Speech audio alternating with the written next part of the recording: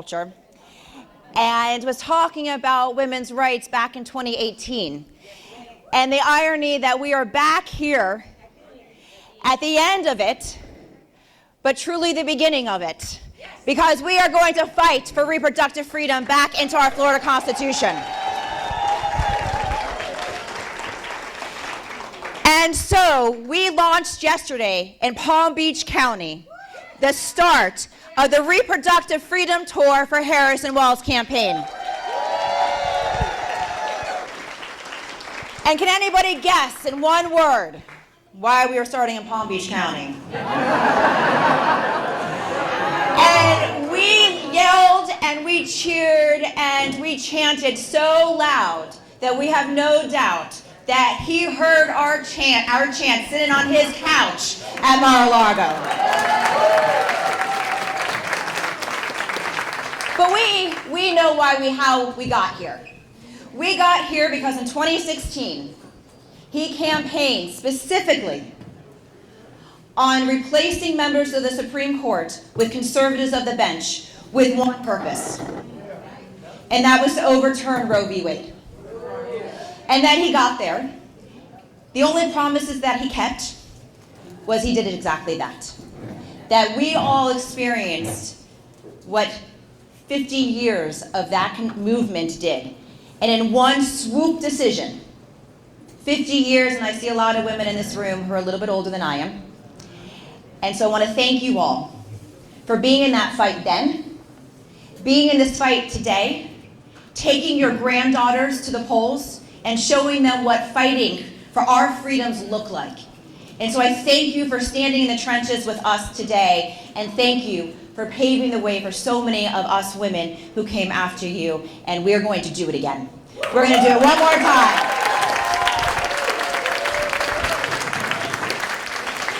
Yeah, we're not going back. We are not going back that. No, we are not going back. No.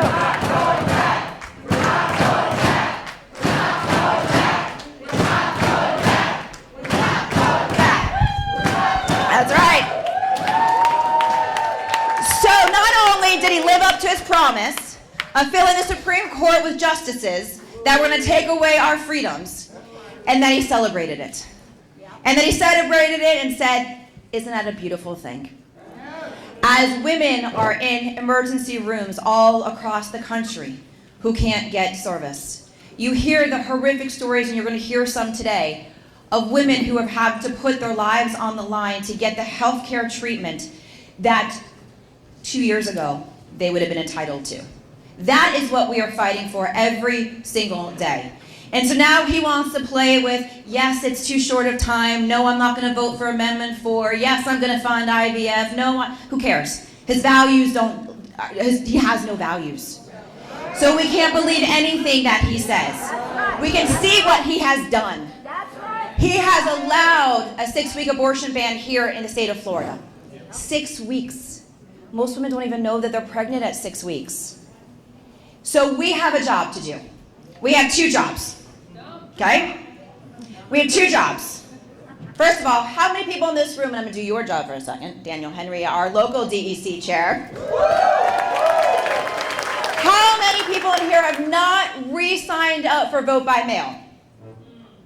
All right, you're not going to admit to it, but this is your first responsibility today, is to re-enlist and vote by mail ballots, to make sure that there is no excuse to voting. But here are your 2 jobs. Okay, you got this?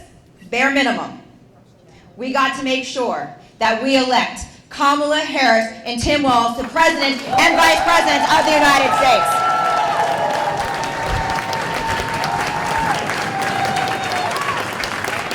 Kamala Harris knows that if you want to win the state of Florida, you got to win Duval. She has been here every single time to fight for what is right and for the people of this state. She continues to show up for us, so we're going to continue to show up for her. So 1, we got to make sure we elect her. And 2, we got to make sure that we re-enshrine into the Florida Constitution Amendment 4 to make sure that there's no doubt that we have access to reproductive health care. And so this bus tour,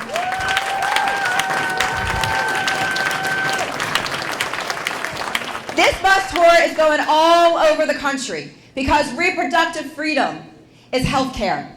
And health care is a fundamental right to everybody in this country. And so we got to fight for it. So we got to come out and we got to vote. We got to make sure that we're bringing volunteers with us. We are right now at over 40,000 volunteers for this campaign here in the state of Florida.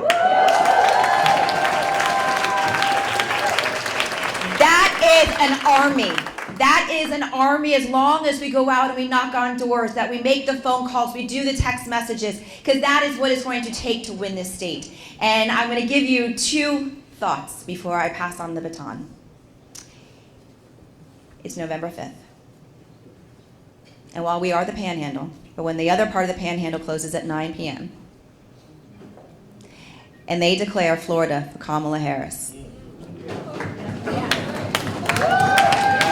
Election is over. Donald Trump cannot win the presidency without the state of Florida.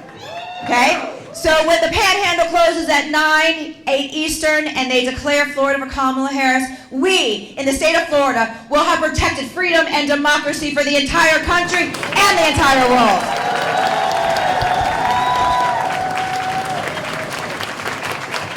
Then I also want to leave you with another image. It's Martin Luther King Day, 2025. And we've got the first Black female president of the United States who is sworn in by the first Black female Supreme Court justice.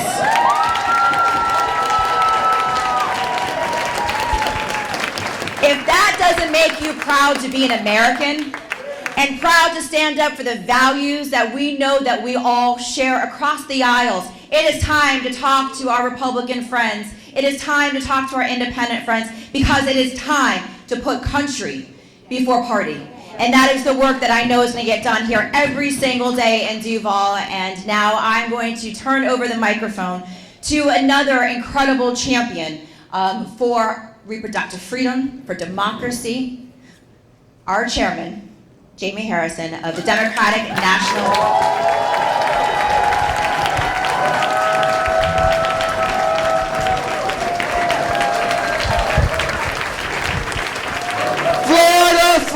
Florida, what's going on, Duval County?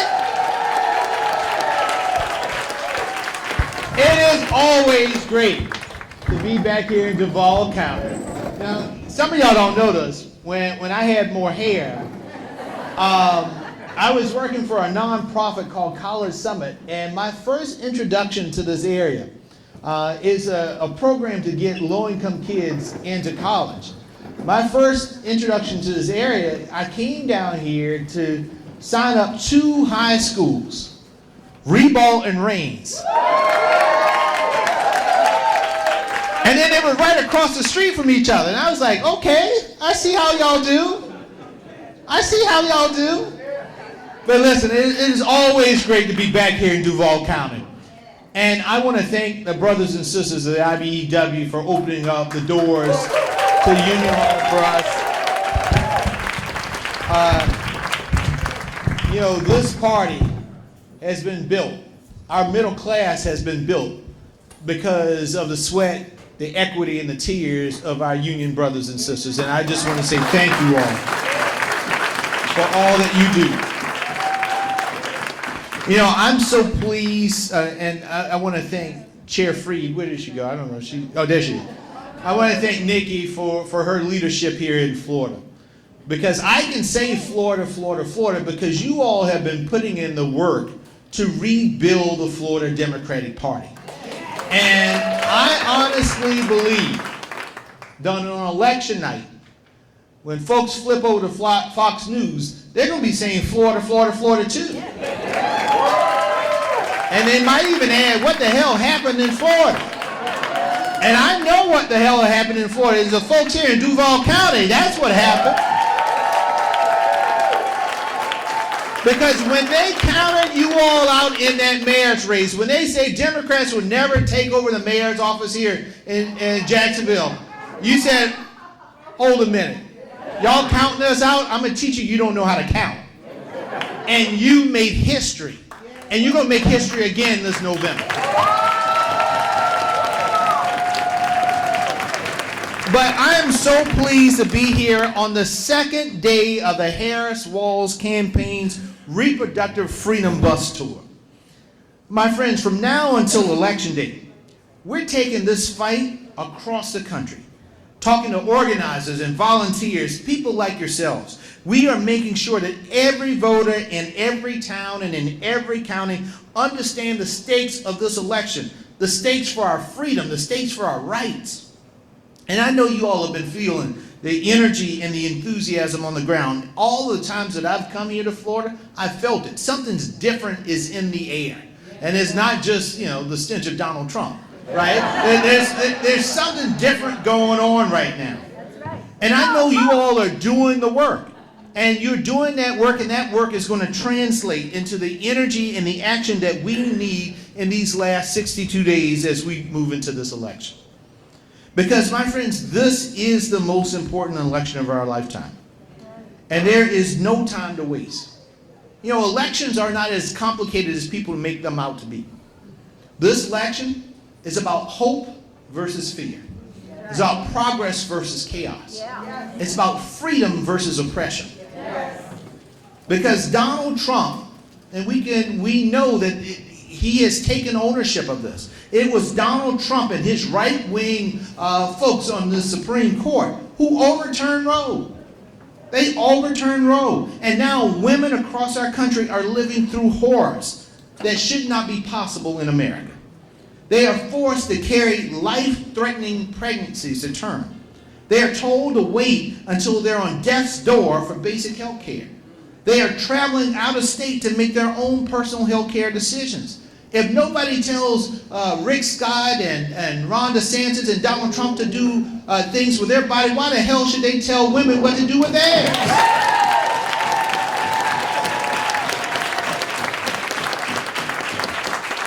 But Trump and his extreme MAGA Republicans will not stop. They will not stop until they institute a national abortion ban and go after IVF and contraceptives as well.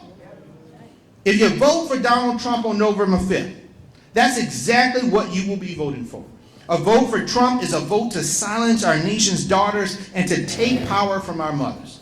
For the first time in 50 years, grandmothers now have had more rights and freedom in this country than their granddaughters have.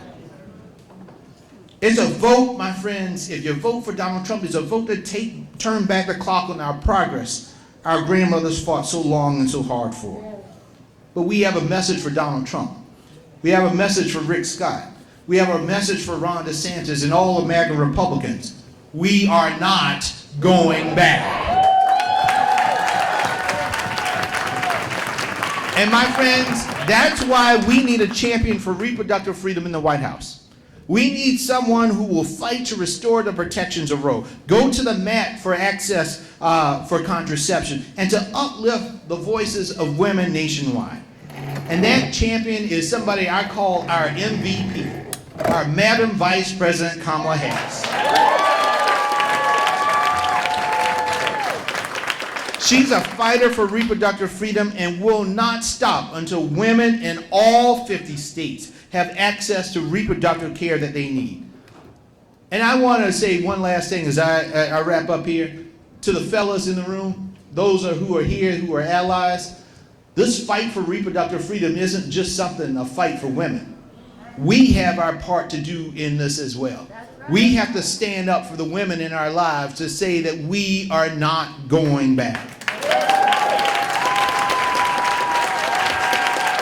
So I know folks are saying that they may be tired and all, but I'm telling you all now, go to Costco, get that big bottle of vitamins, get an extra pair of tennis shoes and all, get ready to knock on some doors, make some phone calls, because we got an election to win, my friends.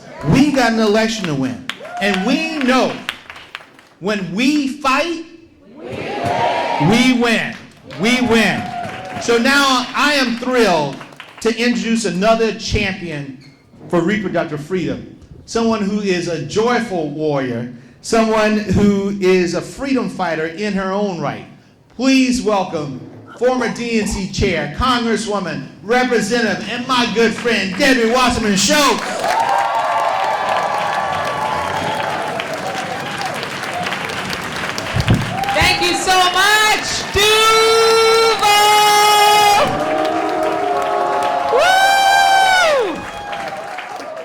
Duval, Jacksonville, thank you so much. Thank you to the IBEW for always, always standing up and showing out, filling a room, providing a venue, and having the backs of the sisters and brothers, not just of the labor movement, but of workers all across this country. Labor made it possible for us to have the kind of economy that we have today. The backbone of the working men of this country was fortified by the women and men of the labor movement. So thank you all so much. Jaime Harrison, I know what your job is like because I did it for a really long time. And I want to thank you for crisscrossing the country, for devoting so much time to the state of Florida, for believing in us, and for helping us remind all of the national pundits, you know, those folks back there with the cameras in the back, we're here to tell you, don't sleep on Florida. Don't sleep on Florida. We are going to wake up on the morning of November 6th, or possibly even the night of November 5th, and surprise a hell of a lot of people. That's okay, I'm fine with sneaking up on people and making sure that maybe they're not paying so close attention. Let the Republicans maybe not spend as much money as they think they might have to, or let them panic and start spending a whole lot of money, because it is absolutely critical. As Chair Harrison said, we've all said, every single one of us, raise your hand in the last few election cycles if you've said the most important election, this election is the most important election of our lives. I know I've said it countless times to where eventually you feel like people start tuning you out. We are beyond this election being the most important of our lives. This election is existential to our way of life and our democracy. And there's a reason that in poll after poll, democracy and protecting our nation's values scores very high in what is important to voters when they're going to the polls. Yes, the economy is important and reproductive freedom is important, but people are fearful that we might lose our democracy because Donald Trump has proven that we have a legitimate reason to be concerned. We have a legitimate reason because Donald Trump not only doesn't share our values, but is willing to continually pull Americans' freedoms that people fought and died to uphold. First to win, and then to uphold. Thanks to MAGA extremists, Donald Trump made it possible for Florida to have one of the most extreme abortion bans in the country. We are dealing with the fallout of an extreme, life-threatening, near-total abortion ban. This law is so restrictive that it limits abortion access. As Nikki said before, many women even know they're pregnant. With my third child, I didn't know I was pregnant until I was 8 weeks pregnant. And that was a run-of-the-mill pregnancy with no complications. Thank God. But this Trump ban even threatens doctors with fines and prison time for providing care to patients. Physicians and nurses are fleeing our state because of it. This election, though, we can change that by voting for Amendment 4 to reestablish our constitutional protections in Florida's privacy clause in our Constitution, which we had for 35 years, that was upended by Trump's abortion ban and DeSantis' Supreme Court, who yanked those rights away from Floridians. Are we going to tolerate that? No! Why? Because we're not going back. We're not going back. Well, after Trump's assault on reproductive freedoms, voters in states across America, even red states like Kansas, Kentucky, Ohio, rejected extreme abortion bans at the ballot box. And now we need to follow in their footsteps to protect women's reproductive freedom in Florida, don't we? Yes. Now, Democrats pushed for it. There were over 1 million signatures that voters put on petitions to put this amendment on the ballot, and 20% of those were Republicans. When we send Vice President Harris in her own right to the White House and elect a Democratic Congress, we will send a bill to her desk that restores reproductive freedom for everyone once and for all, and she will sign it into law. Now, my friends, the only way that happens is if we send a resounding message for freedom at the ballot. I am talking top to bottom. It starts with Harris, but we need to remove that Medicare fraudster, Rick Scott, from the United States Senate. Here's a man who shamelessly used his daughter's IVF experience to pander to voters, and then had the you-know-whats to go to the floor of the United States Senate and vote against protecting IVF on the Senate floor days later. He is a hypocrite who cannot be trusted. As someone whose twins, my first two children, my twins who are 25 years old today, were conceived through IVF. And so every family is touched in some way by the difficulties of having and conceiving children, or the life-threatening prospect of having to terminate a pregnancy, because abortion is health care. And Rick Scott and Donald Trump were willing and did yank those rights away from us, and we are not going back. So we have to tell all of our friends to vote yes on 4, but it doesn't stop there. We have to vote out the pair of Supreme Court justices who tried to block Amendment 4 and helped impose this ban on us. So make sure that all your palm cards say vote no on retention of Justices Sasso and Francis. They're on our ballot, folks. They have to come up every 6 years for retention, and we need to vote no because they did this to us too.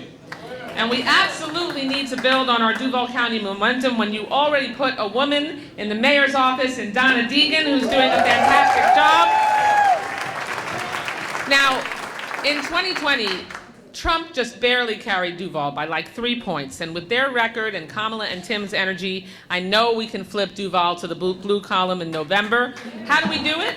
We turn out the vote here in Florida by sharing why they need to vote for a full reproductive freedom ballot from president to Senate on down to Amendment 4 and to those justices who tried to block it.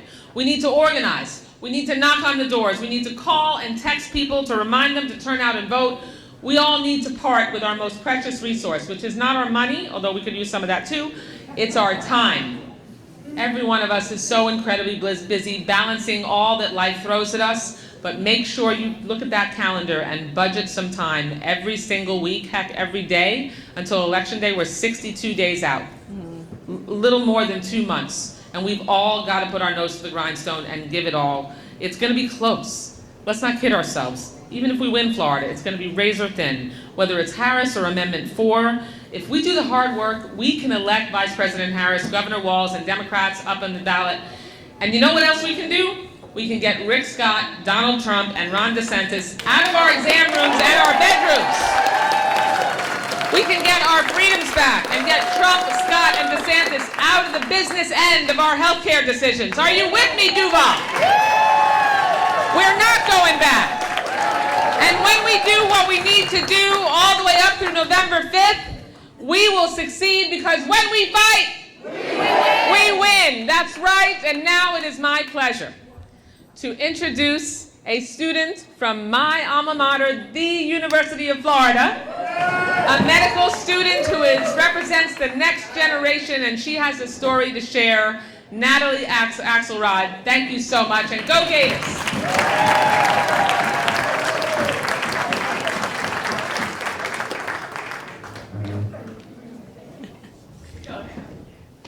Hello, everyone. Thank you. My name is Natalie Axelrod, and I am a second-year Florida medical student training to be an OBGYN.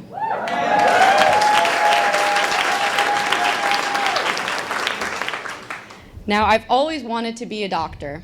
My dad and my grandpa are both OBGYNs, and so when it came time to decide my career path, it seemed like a no-brainer. I'd been so inspired by their dedication to providing care, so I applied for medical school, and I got in. Thank you. It should be a dream come true. In fact, I used to daydream during the long days and nights of studying about being a doctor. I never built into those daydreams talking to lawyers, navigating the threat of prosecution, or leaving my state. I never considered that I would have to confront the scenario of choosing between caring for a patient and facing jail time. But being a medical student here in Florida, I'm haunted by that constantly. Being a doctor should not be political. But we are here today because that is the reality. In our state and in 21 others across the country, doctors are forced to practice under abortion bans that limit or totally stop their ability to care for their patients. And these bans have devastating consequences. In Florida, the threat of prosecution is pushing OBGYNs out of the state, and fewer doctors are applying for residency in Florida as well.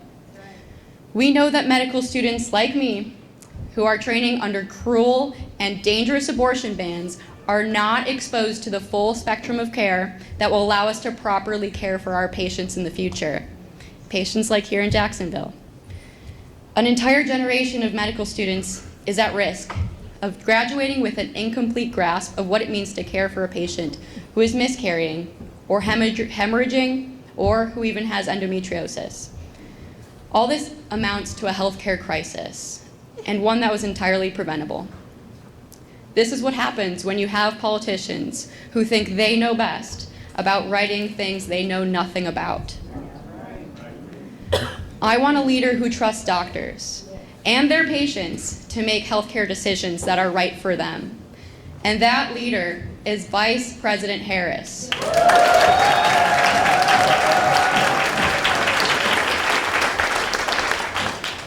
She knows that politicians in the government have no business coming between a woman and her provider. The prospect of having to leave Florida is devastating.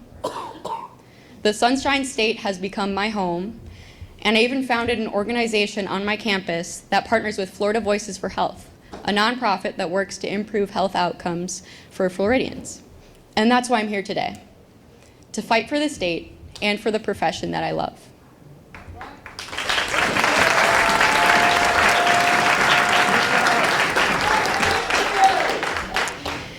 For me, fighting for those things means fighting to elect Kamala Harris. And there has never been a more consequential moment to do so. For all the healthcare providers fearing for our careers, all the 28 million women who now live without access to reproductive care, for our next generation, we need to come together and elect Kamala Harris and Tim Walz this fall.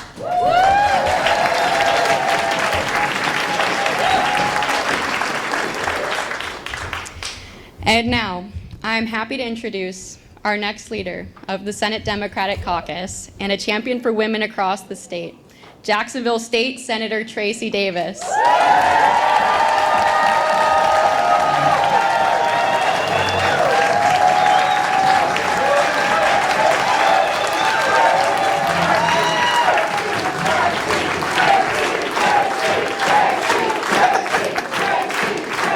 You all are too much. So I need you all to, well, first of all, thank you for that. I don't know if that was warm or welcoming or just whatever you did. But I want you all to make sure that my friends, our champions throughout the country know where they are. They cannot come to this house without us making sure we wrap them around in that Duval chant. So 1, 2, 3. You all can do it better than that. Let's go deep in your soul like we at that Jaguar game. 1, 2, 3, let's do it again. Friends, I just wanted you to know where you were. You cannot come to Duval County, Jacksonville and not be wrapped around in our Duval chant. We are known for that, right? Yeah. First of all, thank you all for being here. My champions, my friends have told you over and over, we are so thrilled to be right here in IBEW. And I want to say thank you to my labor family, because you always make it happen for us.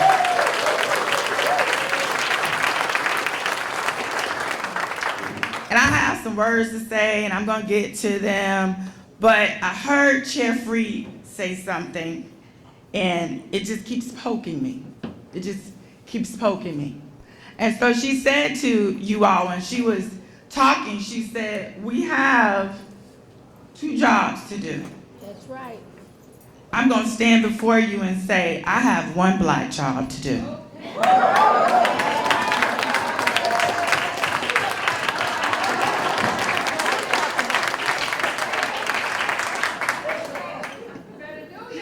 You better know it.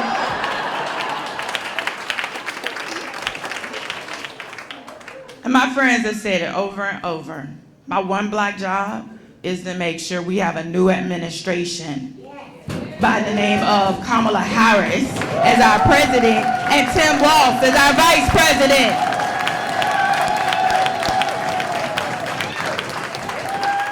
So 4 months ago, I stood on a similar stage with Vice President Harris in Jacksonville over at the Prime Osborne on what was a dark day in Florida. That was the day she came to Florida to be with the women here on the day of the near total abortion ban that Trump put into effect. And now, just days after Trump finally said out loud, for what he's been dancing around for months, he simply endorsed the abortion ban and said he wouldn't vote against rolling it back. What is he saying, families? What is he saying, ladies? What is he saying? He's saying, I don't care about reproductive freedom and I don't care about you. That's what he's saying. This draconian ban now impacts 4 million women, you've heard the numbers, of reproductive age right here in Florida. Young women in Florida now have fewer rights than their mothers and grandmothers had. The decision to have an abortion is deeply personal and a complex one. And I stand before you having made that decision on my own. If you've ever heard me talk about it, I have had an abortion. I have had an abortion as a married woman. That was a decision I made with my doctor and my spouse because it was my choice and my decision.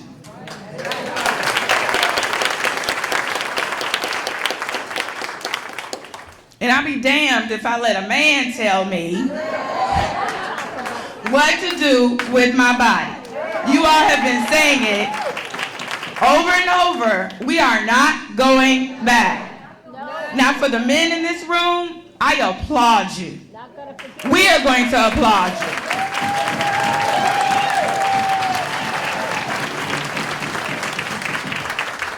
Because you're in this room to support us as women. You're in this room, and I think Chair Harris said it. You're in this room because you're a part of this fight as well. And ladies, we want to thank our men for being here today. So give them a round of applause.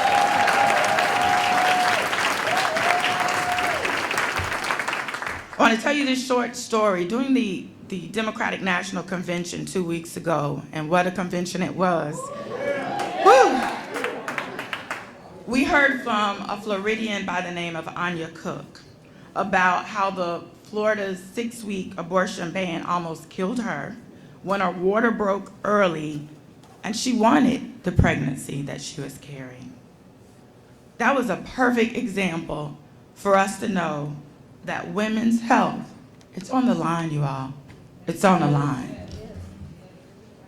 As go the women, so go this country. That's right. That's right. That's right. We love you, men, but she's right. And there's one person responsible for this issue that we're talking about today, and his name is Donald Trump. You've heard it over and over, and you're not going to stop hearing it. He has a little cousin by the name of Ron DeSantis that's helping him in this. It was Trump who appointed the U.S. Supreme Court justices that overturned Roe versus Wade, and since then, 22 states, including Florida, have passed dangerous and cruel abortion bans across the nation. And as the chair explained, if given chance, Trump will go even further. Now, I stand before you, and I'm going off script a little bit because I want you all to know. I have brought millions back from Jacksonville. But when you heard my colleague Debbie say democracy is on the line, that should touch everyone in this room and everyone with the listening ear of me to know that that should have touched you to the core. Because that is the truth.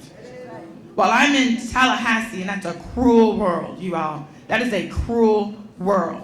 But I have to understand how to reach across the aisle. I have to understand how to partner up with my Republican colleagues in order to make sure Jacksonville is taken care of.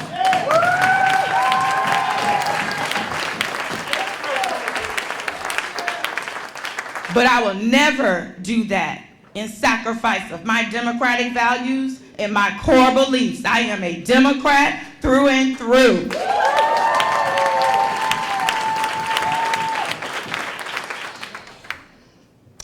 Today, we need to see more of that type of leadership in action, and we have that right in front of us.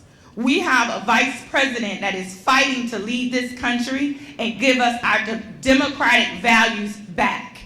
And so in order to do that, we have to make sure we're doing everything we possibly can to elect Kamala Harris as our president and vice president Tim Walz, okay?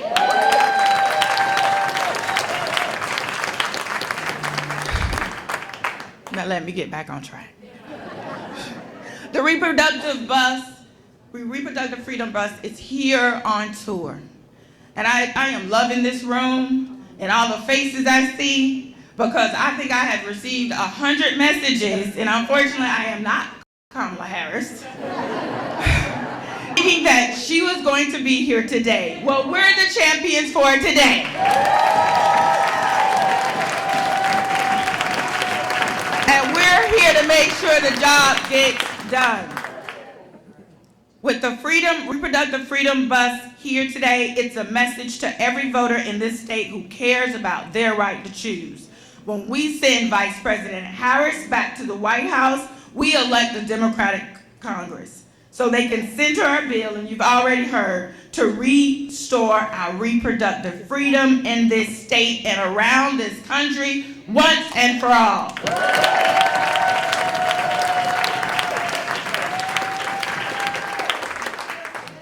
I'm talking to you all from the core. The stakes for this election cannot be any higher.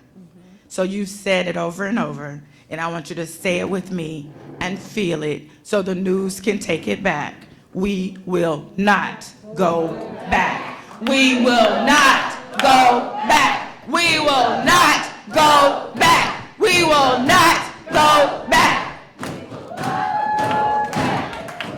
You have the energy. We have the energy.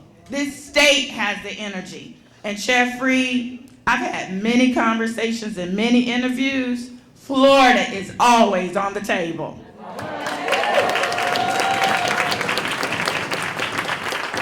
So here we are. With this energy, we know we have to elect our President Harris and our Vice President Walz, but we have a job to do. Now, in order to win this election, we need each of you to reach voters, because Florida is in play. We have to show this country Florida was never off the table. And that's where you come in. We need you all to make calls, talk to voters at their doors. We are here at IBEW every day. Every day. I'm telling you this because I want you to know we're waiting on you to come here to make calls. Come here, get direction as to the doors you need to knock on, because we can't win this election without doing the hard work. Are you in with me? If we make 1,000 calls a day and knock on 500 doors a day, we will be one step closer, actually a few steps closer to taking this state back. Are you with me? Are you with me? After that last win I had, I know you're with me. We have to keep this energy up for, what did you say, Debbie? 62 more days? But we gotta make sure everybody's just as energized as we are. We know the truth. The truth comes with an administration of Kamala Harris as the president and Tim Walz as our vice president, right? Let's keep this energy up. But now I would like to introduce the campaigns and engagement director. Let's give Joseph Jones a round of applause so he can tell us what we're going to do.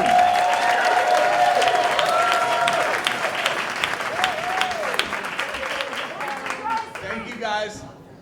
All right, we're going to take just a minute or two to get our screen set up and to get going. But we're going to do a phone bank training, and I'm really excited for you guys to be here. Thank you guys so much. And Senator Tracy Davis gave me too much credit. I'm an engagement organizer with the campaign, and I'm here on the ground, and I'll be seeing you guys. Hopefully we'll be seeing you out and about here at IBEW and at our headquarters at 3120 Beach Boulevard. We're going to go ahead and get started. Thank you.